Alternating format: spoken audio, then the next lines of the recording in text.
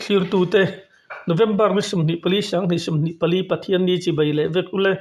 tun tu ma chuan puzam sang a sai lo ITI veng aizol kumna ngai nom tak mai kan nun sap chuk do na ni ani hi ani mizoram mun sang sanga depression awanga har sanna long tok to te ma kaltlang pathian ina chan chu dan te le pathian thil pe ro pi tak tak te kan ron sap chuk do na ni tu na thu sui lo ngai thlang u puzam income na kun thatak mai kan nei thaya lo mamlu tu ke cái bộ cái lom này tụi cái ti chuan hei nia I chan ching kan lo fiat danin depression mi tam tak dam na te lo chan kir to ning kan khia zoram mi puiter ru tharau athara kan mun so sei na tur te po pathian ne na chang adun te po lo nei ni han kan lo sia mo in sa sung mi lo ham min han khil so bor bor mai ta se mi dang te tan mal som na alo ni theina tan depression anxiety suicide lampang ang chi te sang ni pariat bor ve la chang khanin hemi kaphu don mang hianin en kalau kal pui chau to chu ta chuanin mi tam tak khi an lo dam ve to ani ma se hemi ka kal pui me rual hianin hemi thu ina atum tak zo ka chu zoram mi pui kharau ril ru le kharau saltan na sang chua zalen na tura hi an sia depression anxiety ang entol tu ni na zone han kal zel kha arem taki allo deuh the hian ka sia kan ram din mun te ka han thira hemi thu dong thei turenin zoram mi pui ril ru hi a in buat sai chho na sa chan to ni boka ten kan hun din mun te ka han thir hianin chu thei anga ma han la ka han au chwa ve te hi tulin kan se ta deuh ania ti chuan hay kan ram khir tai la tu na hianin pathian thu kan tiang nge kharau lam thil hi a cholina chom thuk maya mi pui hi kan ngoi duk ni hian a lang ber to pathian lama be sei na engemaw han mamo tu tam po hianin khoi nge chu chui han pan tiang han ti mai tur te hi awange em to kan rong bo na nei sa sang te hi chu tiang anga pathian an mu thar na tur ta ne mo mani lamanin bo sai thar na tur ta ne mo te han pan phur om tak la hi kan nei tamang lo deuh ni te hian alanga tin sang ni som pa nga vel atang panin kachung ri la hianin sinot revival team te rong bol na ngai lut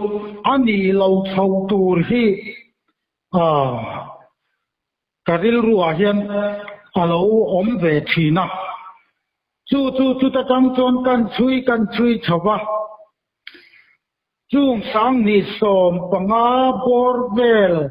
din mun le tun din mun te han khir hianin sino revival team kan an tiang chi te camping crusade ka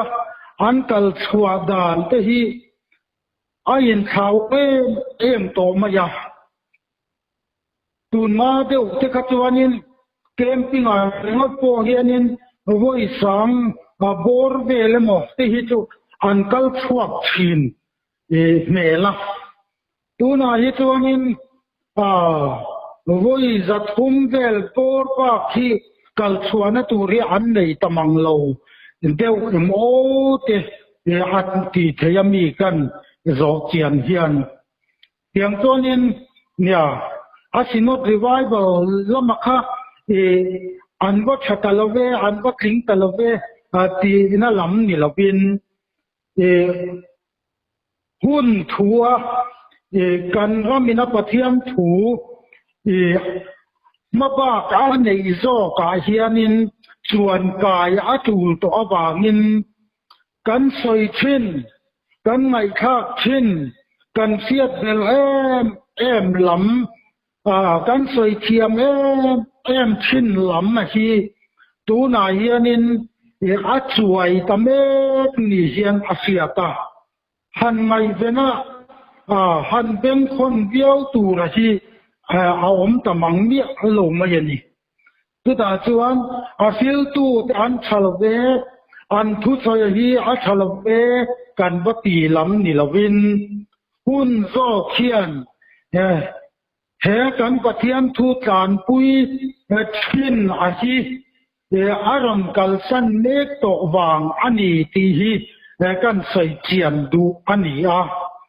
chu tianga han soi chuan kan rama kan pathian thu lo tlan pui chho thin zong zung cham hi atop to ani tiang ta po hian an soi ta ila hai a zau do le kan sai chuan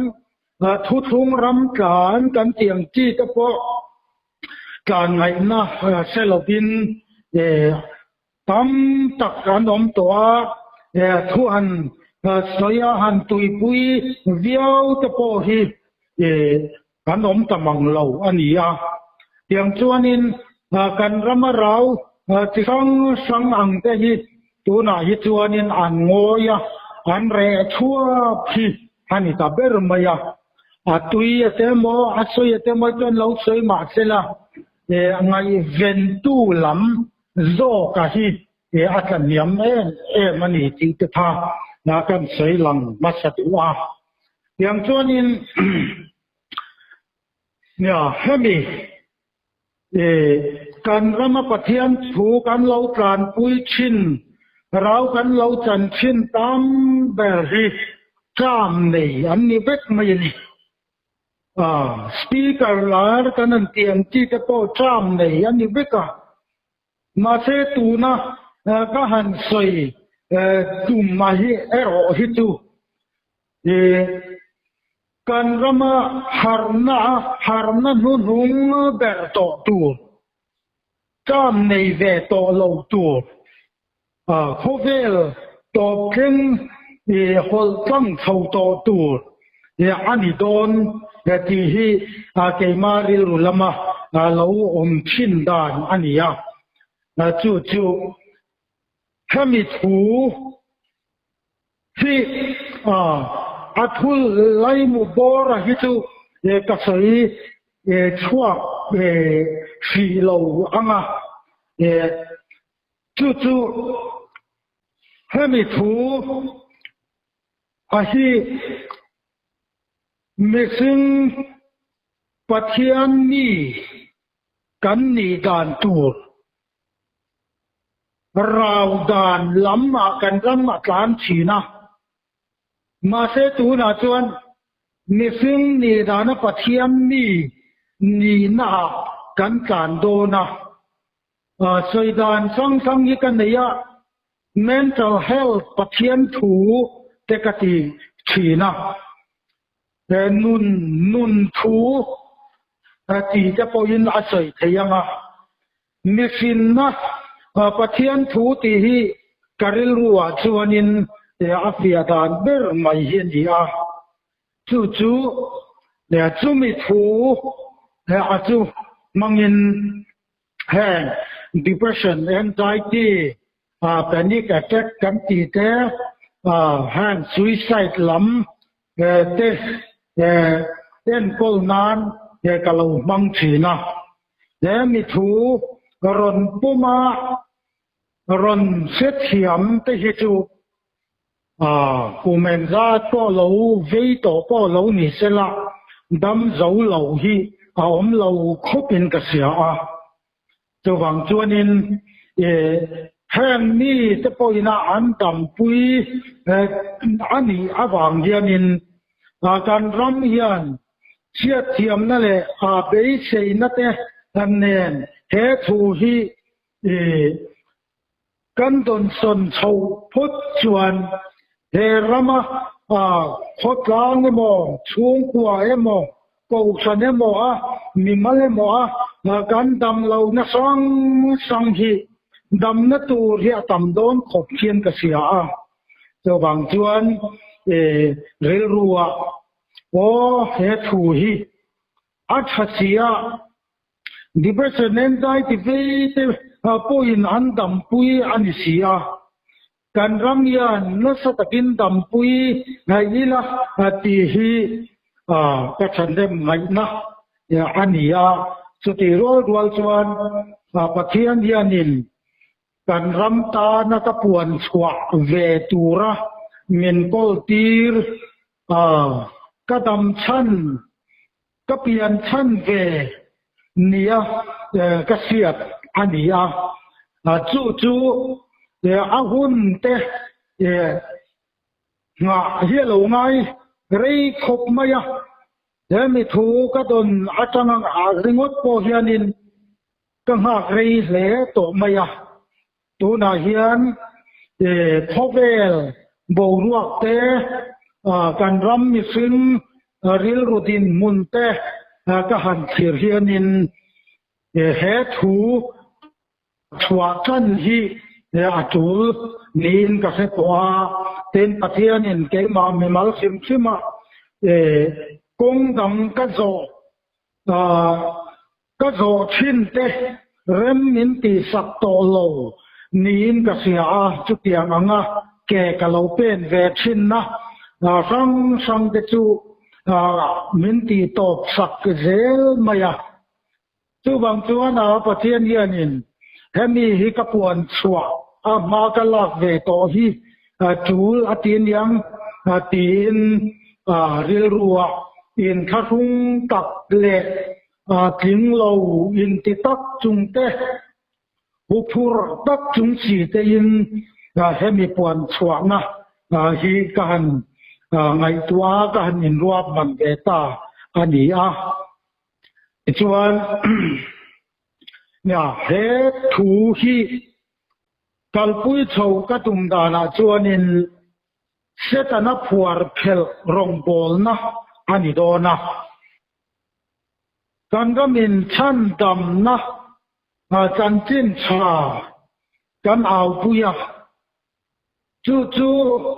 kan ram tan acha em ni ma se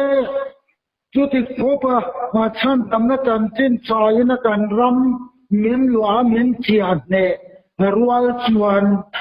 kan rama hianin sual le ti theina te hianin tha an thul lo na an tho thul lo na sa em hian alanga kan ram din mun khir ta ila mi tenan soi tam fo chu kan survey tam em na AIDS ve tam na chalai thi tam na mi pa kan thi tam em na mei thai tam na kan ti te chu tiang chuan pathian mal som ram ni lo om tak kan ni na soi tur hi atam em maya corruption kan ti te akam mele ema dikna yen diklo na hian muna chang thu ka zo kem miang midik te ain midik lo te yan mal som na te yan dong na sa ka zo kem miang ti te hi kan ram din mun khir na chuan thil lang sar tak mai ania hen zong hi chan dam na setu le chan dam na thu in alo chia thin te kha kan ni vek ni do tho ang ti hi arin thea ma se chu ti kop mai chan dam na ina a chia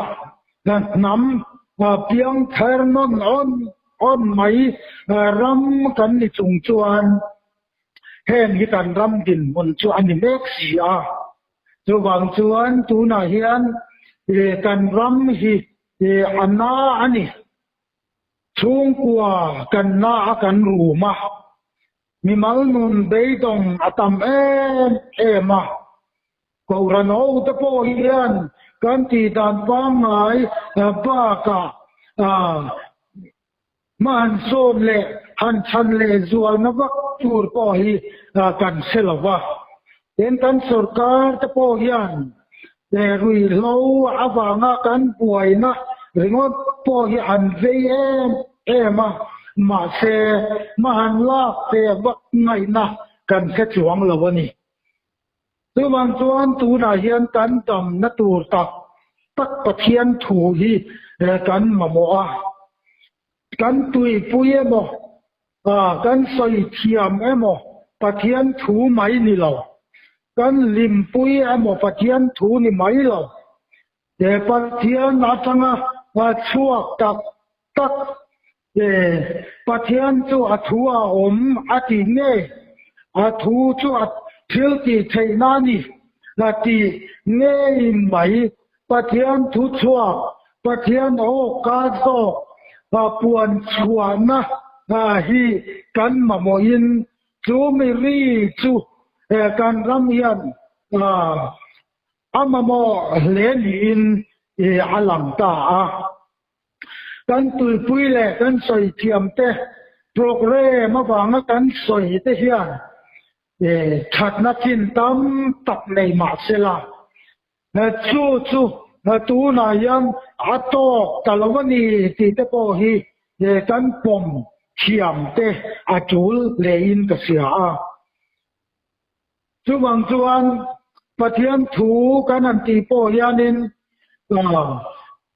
pathian kam chuak pathian o chuak le pathian thu le bible kan chia remo khatiang atanga kanin buat saya pathian thu kanan tiam ti te helai te po hi thiam te hi a chu le mo ti te ngai chuana le a khen ta po mai ni ru bang chuan varau chia me mo vazai khom tui chia me mo valam chia me mo va trong sai si trong siat lo chia me mo lam te hi kan ti lo top tur chu ni chuang lovin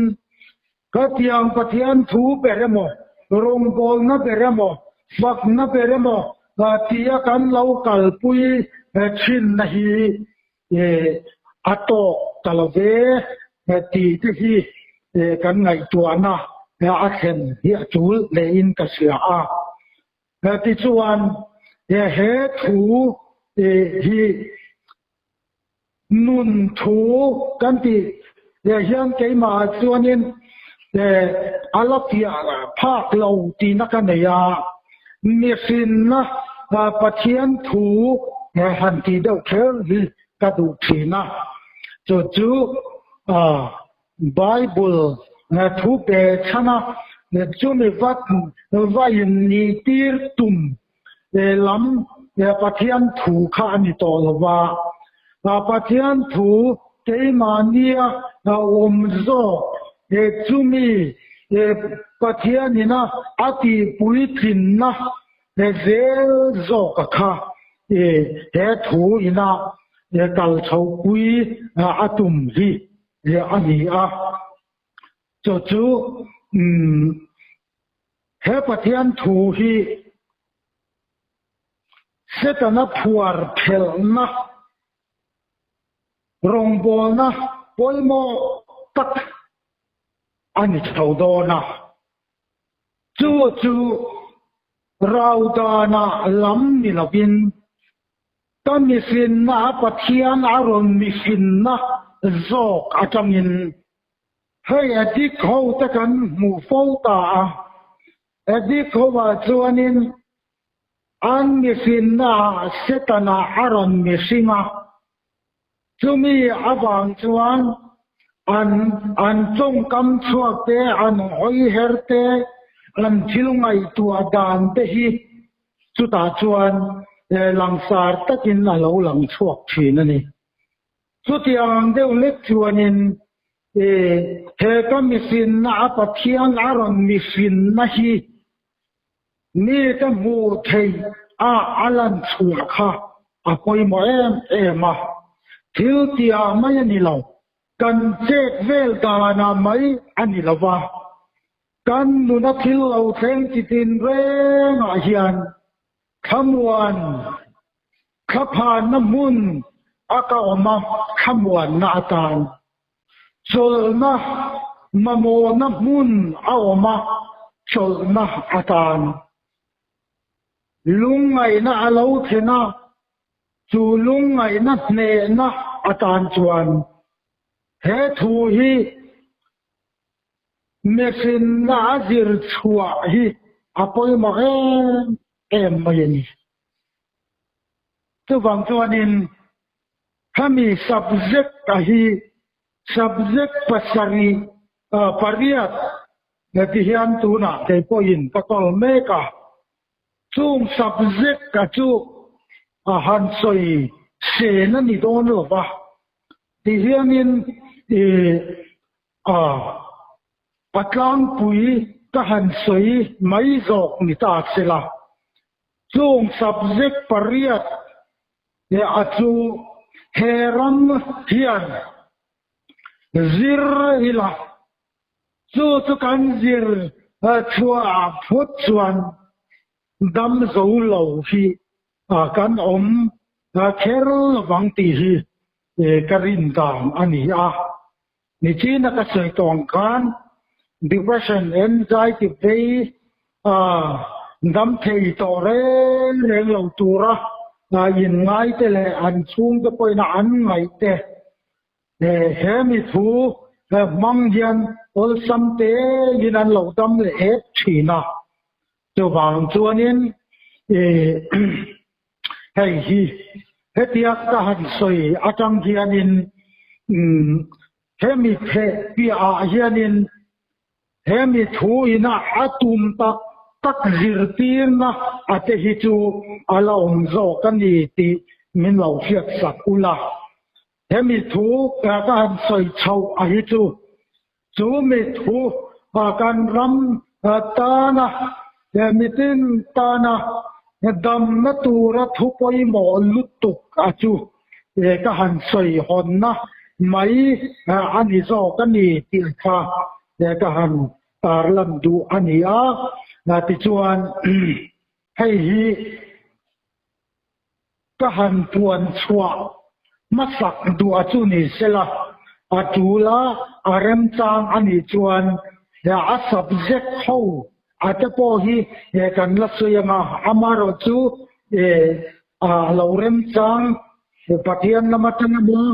la po in a lo rem chang lo kha a thil om the ni a chumi ania wang chuan hemi a hian damna kami malang koin damna a omani ti ron ringa ron beisei na kan nei akha le apoi moin ka sia rong bol na hi kumenga moza ta changkhan Josepha Kebin ti in kalpui hi rilruwa tum aloni chawzela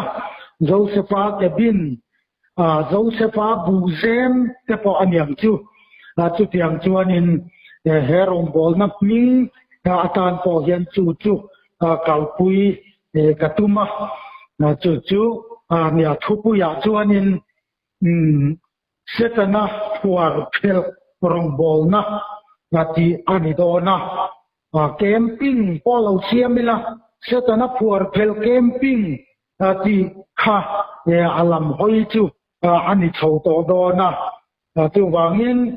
hei hi kan ram pathian thu kan lo kalpui chin to te lo chol ta chua mai pi a kan rama kan ram ta na pathian du thu du om tak le mitin ta na mal som na tu om tak mai pathian thu min buak tu kan nei ania dei hi ril ru pathian thu ti te poina sei thayam tu hei hi hemi thu lo ngai tha về dòng tên lâu ngày về na mình lâu bên con saka yên đầm na tu ra ta na yên lâu ngày về ngay tu rin cả hàng ngàn châu thì chuan